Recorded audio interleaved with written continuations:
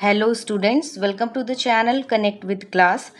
बच्चों, आज हम अपनी क्लास 4 की ईवीएस की बुक लुकिंग अराउंड का chapter 4 the story of Amrita करने वाले हैं।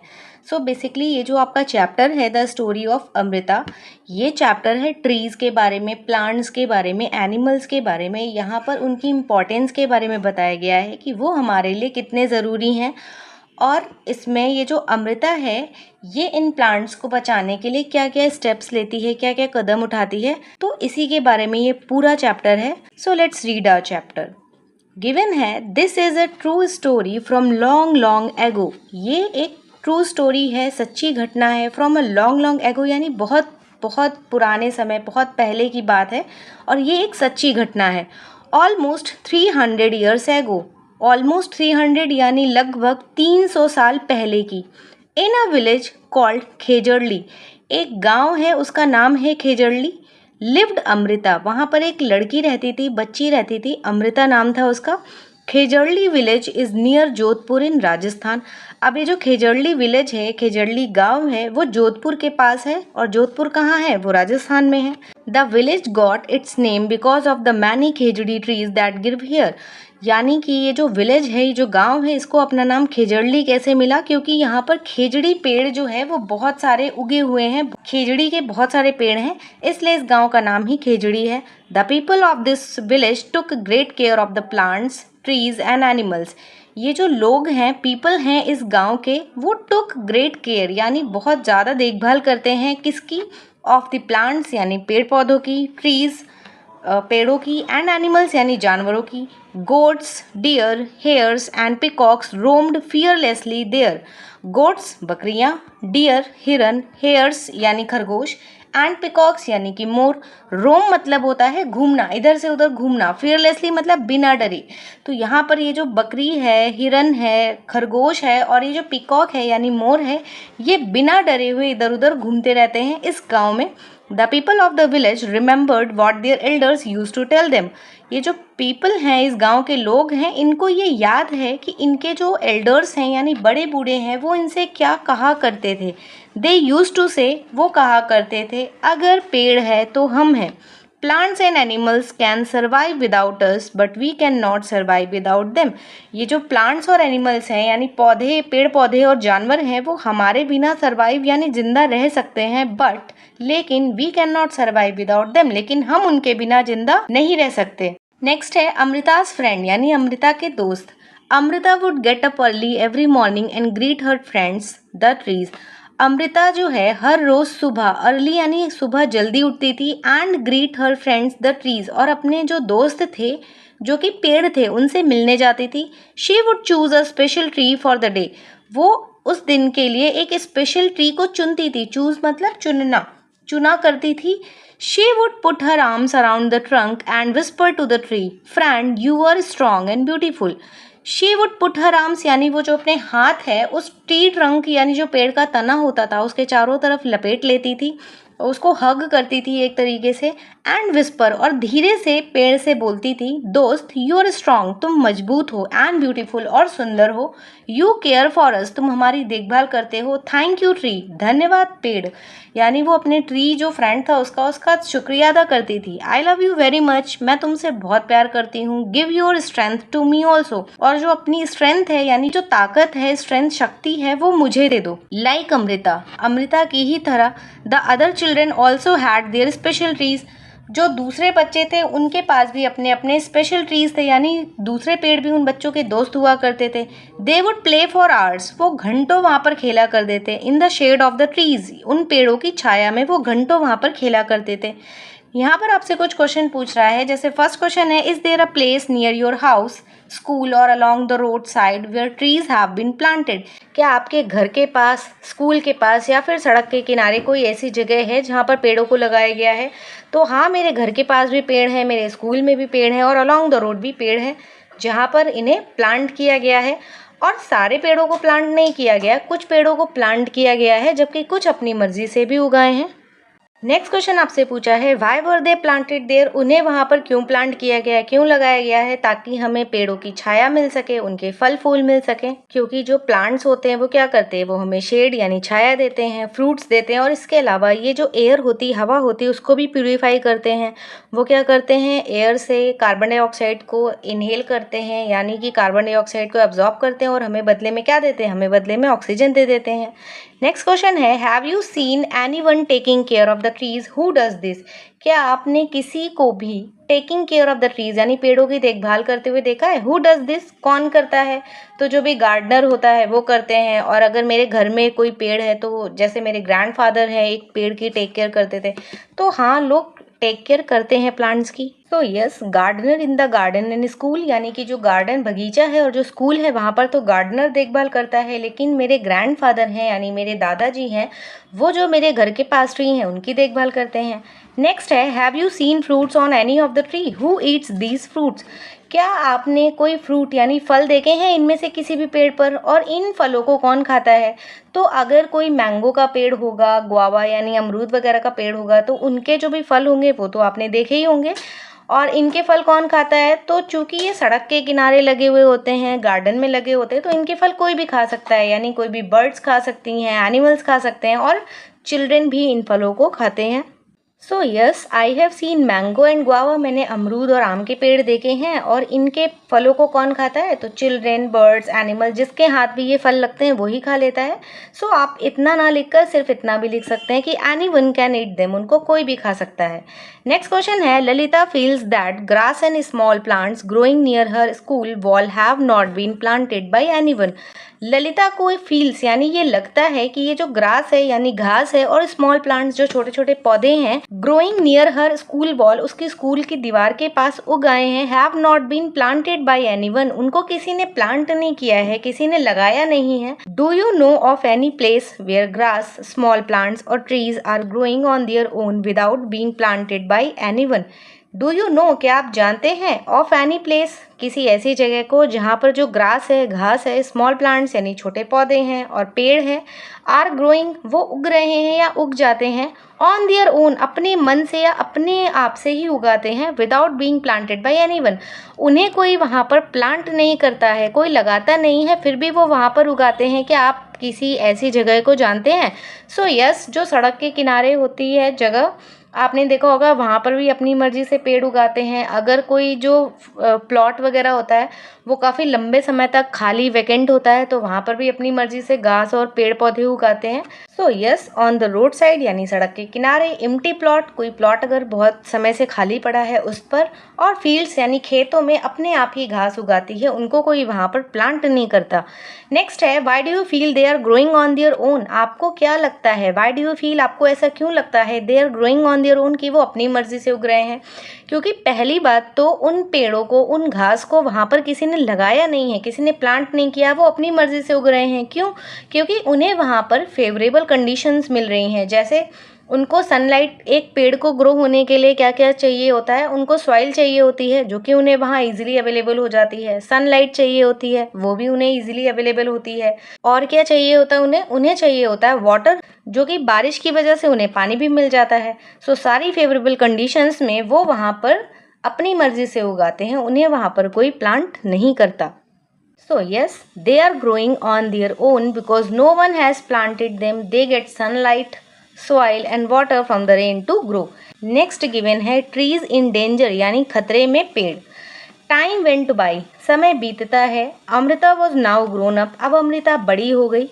One day, एक दिन she went to greet her friends, एक दिन वो अपने दोस्तों से यानी अपने जो पेड़ दोस्त थे उनसे मिलने गई।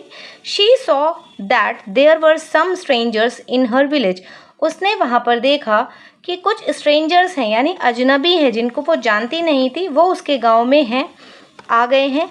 दे हैड एक्सेस विद देम, उनके पास एक्सेस थी यानी कुल्हाड़ी थी। यहाँ पर ये आप देख पा रहे हो, पिक्चर में भी आपको दिखाया गया है, इनके हाथ में क्या है, कुल्हाड़ी है। दे सैड, उन्होंने कहा, that the king had sent them to cut trees for wood, उन्होंने बताया कि राजा ने उन्हें भेजा है किस लिए, लकड़ी काटने के लिए, पेड़ों से the wood was needed for building the Kings palace, और वो जो लकड़ी है उसकी ज़रूरत है राजा का महल बिल्ड करने के लिए यानी बनाने के लिए। नेक्स्ट है अमृता वॉज शॉक्ड, अमृता को शॉक लगता है यानी सदमा लगता है। She went to the tree, वो पेड़ के पास गई। That men were about to cut, जिसको कि वो आदमी काटने वाले थे। she put her arms around the tree and hugged it tightly, उसने अपने जो हाथ थे उस ट्री के चारों तरफ लपेटा। यहाँ पर आपको पिक्चर में दिखाया गया है, ये अमृता है अपने आर्म्स को उसके चारों तरफ लपेट रही है। एंड हग्ड इट टाइटली, और उसको जोर से गले लगाती है, कस के टाइट करके हग करती है। The men shouted and threatened her, वो जो आदमी थे उन्होंने चिल्लाया और थ्रेटेंड यानी धमकी भी दी। किसको? अमृता को। But Amrita did not let go of the tree, लेकिन अमृता ने पेड़ को छोड़ा नहीं। The king's man had to follow his order, क्योंकि वो जो किंग्स मैन थे यानी वो जो राजा के आदमी थे पेड़ को कट करने आए थे, उनको क्या करना था? उनको राजा के आदेशों का पालन करना था। They had to cut the tree, उनको वो पेड़ काटना ही पड़ा। On seeing this Amrita's daughters and hundreds of villagers, old and young, hugged the trees to protect them. On seeing this, यानी इसे देखकर अमृता's daughter, जो अमृता की daughters थी उनकी बेटियां थी, and hundreds of villagers, और सैकड़ों जो गांव के लोग और लोग थे, old and young यानी बच्चे और बूढ़े सभी, hugged the trees to protect them, उन्होंने सब ने पेड़ों को हक कर लिया। इस इमेज में आप देख पा रहे हो कई सारे लोग हैं जो पेड़ों को हक करे हैं। टू प्रोटेक्ट देम, उन्हें बचाने के लिए उन्होंने क्या किया? पेड़ों को हक कर लिया। Many people including Amrita and her daughters died to save the trees, many people यानी कई लोग, इंक्लूडिंग जिसमें शामिल थे अमृता एंड हर डॉटर्स, उनकी बेटियां, died to save the trees, वो लोग मर गए पेड़ों को बचाने के लिए। When the king heard of this, लेकिन जब राजा ने ये चीज़ सुनी, ही कुड नॉट बिलीव, उसे ये विश्वास ही नहीं हुआ that people gave up their life for trees, की लोगों ने अपनी जान गंवा दी, गैव अप कर दिया पेड़ों के लिए। He visited the village himself, वो खुद विजिट करने आए गांव को। देयर, वहाँ पर ही learned about villagers respect for trees and animals, वहाँ पर उन्हें ये पता चला कि वो जो विलेजर्स हैं, गांव वाले हैं, वो ट्रीज और एनिमल्स यानी पेड़ और पौधों की कितनी रिस्पेक्ट करते हैं, कितनी सम्मान करते हैं उनका। नेक्स्ट क्वेश्चन आपसे यहाँ पर पूछा है, do you remember what the elders of this village used to say. Do you remember, क्या आपको याद है?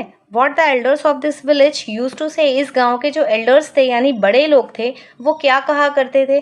तो जस्ट अभी हमने चैप्टर पढ़ा है, इस गांव के लोग क्या कहा करते थे? पेड़ हैं तो हम हैं, और जो प्लांट्स और एनिमल्स हैं वो तो हमारे बिना सर्वाइव कर सकते हैं, but we can not survive without them, लेकिन हम उनके बिना सर्वाइव नहीं कर सकते। जो एल्डर्स थे इस गांव के वो क्या कहा करते थे? पेड़ है तो हम हैं, plants and animals can survive without us but we can not survive without them. Next question आपसे पूछा है, डू यू थिंक, क्या आपको लगता है, वी कुड सर्वाइव, कि हम जिंदा रह सकते, सर्वाइव कर सकते, if there were no trees and no animals, अगर कोई पेड़ ना होते, कोई एनिमल्स ना होते, तब हम सर्वाइव कर सकते? Discuss this in your class, अपनी क्लास में इस पर चर्चा कीजिए।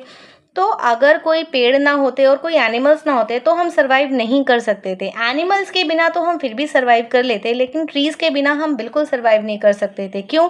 क्योंकि ट्रीज़ क्या देता है? ट्री हमें देता है लाइफ गैस, जो कि है ऑक्सीजन। आपको पता है ट्रीज़ क्या करते हैं? कार्बन डाइऑक्साइड को ऑब्जॉर्व करते हैं और बदले में हमें क्या देते हैं? बदले में हमें ऑक्सीजन देते हैं, जो कि नेसेसरी है, यानी कि बहुत ज़रूरी है जिंदा रहने के लिए। नो वी कैन नॉट, हम नहीं रह सकते थे जिंदा, हम सर्वाइव नहीं कर सकते थे, हम बच नहीं सकते थे, बिकॉज, क्योंकि plants give us oxygen, plant जो होते हैं वो हमें ऑक्सीजन देते हैं, जिसे हम लाइफ गैस बोलते हैं, यानी जीवनदायिनी गैस बोलते हैं, जिसकी वजह से हम जिंदा रहते हैं, which is necessary for survival, जो कि सर्वाइवल यानी जिंदा रहने के लिए बहुत ज़रूरी है। नेक्स्ट गिवन है, द विलेज इज़ प्रोटेक्टेड, गाँव जो है वो अब प्रोटेक्टेड है। The villagers' strong feelings for the trees affected the king greatly.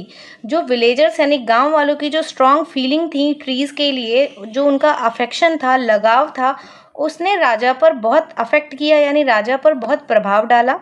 He ordered that from then on, उसने आदेश दिया, किंग ने ऑर्डर किया, राजा ने आदेश दिया कि अब से, फ्रॉम देन ऑन यानी अब से, no tree would be cut, कोई पेड़ नहीं काटा जाएगा, and no animal would be harmed in that area, और उस एरिया में किसी भी एनिमल को हार्म यानी नुकसान नहीं पहुंचाया जाएगा। इवन टुडे, आज भी, ऑलमोस्ट 300 ईयर्स लेटर, लगभग 300 साल बाद भी, the people of this area called Bishnois, इस एरिया यानी इस गांव के जो लोग हैं उनको हम क्या बुलाते हैं? उनको हम बिश्नोइज बुलाते हैं।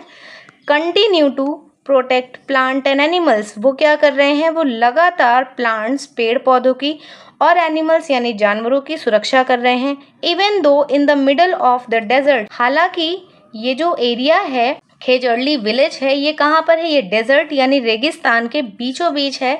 दिस एरिया इज ग्रीन, ये एरिया कैसा है, हरा भरा है। And animals roam freely without fear, और वहाँ पर जो एनिमल्स हैं, जानवर हैं, वो रोम करते हैं यानी घूमते रहते हैं इधर उधर फ्रीली, एकदम आज़ाद होकर, विदाउट फियर, उन्हें किसी भी बात का कोई डर नहीं है। आपको पता है जो डेजर्ट होता है उसमें चारों तरफ आपको रेत ही रेत दिखती है, वहाँ पर पानी नहीं होता और आपको वहाँ पर कोई प्लांट नहीं दिखते। लेकिन ये एरिया ऐसा है जो कि डेजर्ट के बीचों बीच है, बट ये एरिया कैसा है, यहाँ पर ग्रीनरी है यानी हरा भरा है, पेड़ पौधे आपको देखने को मिलेंगे और यहाँ पर एनिमल्स बिना किसी डर के इधर उधर घूमते रहते हैं। अब यहाँ पर आपसे क्वेश्चन पूछा है, do you remember that in class third, क्या आपको याद है क्लास थर्ड में you had made a tree your friend, आपने एक पेड़ को अपना दोस्त बनाया था। How is your friend now, अब आपका दोस्त कैसा है। तो ऑब्वियसली अगर आपने अपने पेड़ की टेक केयर करी होगी तो अब वो पेड़ आपका अच्छा ही होगा। नेक्स्ट क्वेश्चन आपसे पूछा है, why don't you make a new friend this year, आप इस साल एक नया दोस्त क्यों नहीं बनाते। हैव यू सीन, आपने देखा है, how your friends the trees change in some ways in different months of years, क्या आपने देखा है कि जो आपके पेड़ हैं, दोस्त हैं, वो चेंज हो जाते हैं यानी बदल जाते हैं इन सम वेज, कुछ तरीकों से, इन डिफरेंट मंथ्स ऑफ ईयर, यानी जो साल के कुछ महीने होते हैं उनमें उसमें कुछ परिवर्तन आता है। जैसे आपने देखा होगा कुछ जो पेड़ होते हैं जिनमें फ्रूट्स वगैरह आते हैं, वो कुछ स्पेशल मंथ्स में ही फ्रूट देते हैं, कुछ स्पेशल मंथ्स में उनपे फ्लावर आते हैं, और कभी कभी किसी किसी मंथ में क्या होता है, उनकी जो पत्तियां होती हैं वो झड़ जाती हैं और किसी मंथ में आपको उन पर नई पत्तियां देखने को मिलती हैं। Right about any one tree, आपको यहाँ पर किसी एक पेड़ के बारे में लिखना है। तो जैसे यहाँ पर मैं मैंगो ट्री के बारे में लिख रही हूँ, अगर आपके घर के आसपास कोई दूसरा पेड़ है, जैसे आप साउथ की तरफ रहते हो, साउथ इंडिया में रहते हो, तो आपके घर के पास जो है कोकोनट के ट्रीज ज़्यादा होंगे, तो आप उनके बारे में यहाँ पर लिख सकते हो। फर्स्ट क्वेश्चन है, डज द ट्री फ्लावर, क्या इस पेड़ पर फूल आते हैं। तो यस, आम के पेड़ पर फल भी आते हैं और फूल भी आते हैं। नेक्स्ट क्वेश्चन है, do the flowers remain on the tree through out the year, क्या ये जो फ्लावर्स हैं, ये जो फूल हैं, ये रिमेन यानी कि पूरे साल भर, थ्रू आउट द ईयर, पूरे साल इस पेड़ पर लगे रहते हैं। तो नहीं, पूरे साल नहीं लगे रहते, कुछ स्पेशल मंथ्स में क्या होते हैं, इनके जो फ्लावर होते हैं वो झड़ जाते हैं, गिर जाते हैं। नेक्स्ट क्वेश्चन पूछा है, in which month do their leaves fall, किस महीने में उनकी जो लीव्स हैं, पत्तियां हैं, वो गिर जाती हैं। वैसे तो पत्तियां गिरने का जो सीज़न होता है वो ऑटम का होता है, यानी कि पतझड़ का मौसम होता है, उसमें ये पत्तियां गिर जाती हैं। लेकिन चूंकि मैंगो जो ट्री है आपका, वो एक एवरग्रीन ट्री है, यानी साल भर उसमें कुछ ना कुछ पत्ते आपको देखने को मिलेंगे। ऐसा नहीं है कि वो जो आम का पेड़ है वो अपने सारे पत्तों को एक साथ ही गिरा देता है। So yes, in dry winters in the month of November और दिसंबर, जिसे आप ऑटम का सीजन भी बोलते हैं, उस सीजन में इसकी पत्तियां गिर जाती हैं। नेक्स्ट क्वेश्चन आपसे पूछा है, do fruits grow on the tree, तो हाँ, मैंगो के पेड़ पर मैंगो का फ्रूट उगता है। नेक्स्ट क्वेश्चन है, in which months do they grow, किन महीनों में जो फूल हैं, इन which months do they grow, किस जो महीने में इसके जो फल हैं वो उगते हैं, फल आते हैं इस पर। तो गर्मियों के सीजन में आम के पेड़ पर आम आते हैं, जैसे आपने मई, जून, जुलाई, अगस्त, इन मंथ्स में इस पर फ्रूट्स आते हैं। नेक्स्ट क्वेश्चन है, have you eaten these fruits, क्या आपने इन फलों को खाया है। तो यस, हम सब आम खाते हैं। नेक्स्ट गिवन है, सम टाइम बैक, कुछ समय पहले, you have read in newspapers, आपने न्यूज़पेपर यानी समाचार पत्र में, अखबार में पढ़ा होगा, और सीन ऑन टीवी, या फिर टीवी में देखा होगा, how some film actors had to face legal action for hunting a black buck, कि एक जो ब्लैक बक है ये एक एनिमल था, डियर की एक स्पीशीज़ है ब्लैक बक, उसका जो है हंटिंग यानी शिकार करने के लिए उनको लीगल एक्शन को फेस करना पड़ा था। तो यहाँ पर ये जो इंसिडेंट दिया हुआ है ये सलमान खान के बारे में दिया हुआ है, आपने न्यूज़पेपर में, या फिर अभी तक उनका रिसेंटली केस क्लोज हुआ था, उस टाइम तक इन्होंने क्या किया था, एक मूवी की शूटिंग करते टाइम इन्होंने एक ब्लैक बक को हंट किया था, यानी उसको मार दिया था, उसका शिकार कर दिया था, जिसके लिए उन पर कोर्ट का ट्रायल भी हुआ था, उनको लीगल एक्शन फेस करना पड़ा था, यानी उन्हें जेल तक जाना पड़ा था। नेक्स्ट गिवन है, डिस्कस यानी चर्चा करिए। क्वेश्चन पूछा है, व्हाई डू पीपल हंट, ये जो लोग हैं वो हंट यानी शिकार क्यों करते हैं। तो लोग शिकार इसलिए करते हैं ताकि उन्हें जानवरों की स्किन यानी खाल मिल सके, उनकी बोन्स, उनकी हड्डियां मिल सकें, या फिर कुछ लोग जो है अपने एंटरटेनमेंट के लिए, अपने फन के लिए भी इसका शिकार करते हैं। पीपल हंट फॉर फ्लैश यानी मांस के लिए भी कुछ लोग करते हैं, बोन्स हड्डियों के लिए करते हैं, स्किन उनकी जो खाल होती है उसके लिए करते हैं, टीथ कुछ जानवरों के दांत के लिए भी उनका शिकार किया जाता है, एंड ऑल्सो फॉर फन और कुछ केवल अपने मज़े के लिए ही पीपल हंट यानी कि लोग शिकार करते हैं। नेक्स्ट क्वेश्चन है there are rules against hunting of some animals. यहाँ पर कुछ रूल्स हैं किसके लिए, तो हंटिंग यानी जानवरों के शिकार करने के लिए कुछ रूल्स हैं। People can be punished for hunting, लोगों को पनिश किया जा सकता है, उन्हें सजा दी जा सकती है हंटिंग के लिए। वाई डू यू थिंक, आपको ऐसा क्यों लगता है, देयर इज दिस पनिशमेंट, कि ये पनिशमेंट होनी चाहिए। तो हाँ, ये पनिशमेंट होनी चाहिए जिससे कि जो इनोसेंट एनिमल्स हैं हम उनको सेव कर सकें, और वो जो इंडेंजर्ड स्पीसीज हैं यानी कि जो पहले हमें दिखाई देती थी बट वो आज के समय दिखाई नहीं देती, या फिर उन एनिमल्स जिनका नंबर एकदम कम होते जा रहा है, लगातार उनकी संख्या में गिरावट आ रही है, उन्हें हम बचा सकें। नेक्स्ट गिवन है talk to your grand parents and find out, अपने ग्रैंड पेरेंट्स से बात करिए और पता लगाइए which birds did they see around them, कि वो कौन से पक्षी हैं जिन्हें वो जब छोटे थे दे वर ऑफ योर एज यानी कि जब वो तुम्हारी उम्र के थे, 9-10 साल के थे, तब वो उन पक्षियों को देखा करते थे। तो आपके दादाजी को उस टाइम पर जो भी पक्षी दिखाई देते थे, जैसे उनको ईगल दिखाई देती होगी, पैरेट, स्पैरो, क्रो, पिजन, मैना, वल्चर, ये सारे जो बर्ड्स हैं वो उस टाइम भी दिखाई देते थे। तो आप उनमें से कुछ के नाम यहाँ पर लिख देंगे। नेक्स्ट क्वेश्चन है have the number of the some of these birds become less, क्या इनमें से कुछ पक्षियों का जो नंबर है वो आजकल कम हो गया है। तो हाँ, आजकल ये जो स्पैरो है, स्पैरो एक इंडेंजर्ड स्पेशीज़ है, यानी कि स्पैरो के नंबर आजकल लगातार कम होते जा रहे हैं। मैना आजकल कम हो रही है। तो इनमें से कुछ स्पेशीज़ यानी कि कुछ बर्ड्स ऐसे हैं जिनका नंबर आज के डेट में कम हो गया है। नेक्स्ट क्वेश्चन है आर देयर सम बर्ड्स और animals which they can not see any more, क्या कुछ बर्ड्स और एनिमल्स ऐसे हैं जिन्हें अब वो नहीं देख सकते।